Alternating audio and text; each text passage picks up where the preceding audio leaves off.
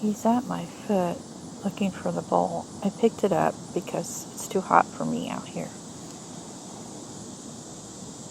So he's at my foot. But I did dump out food for him. And I have water.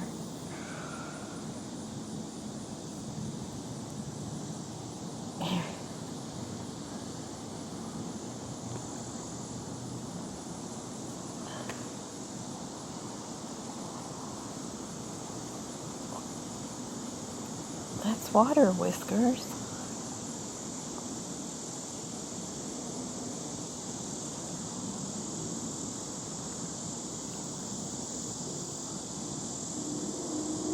He's like, what's that?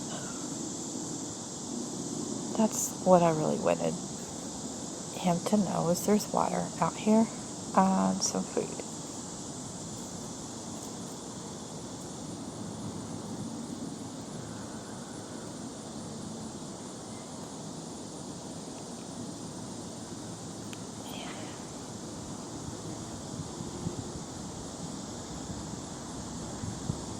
I dumped out food for him, so, but I could reach down and touch him if I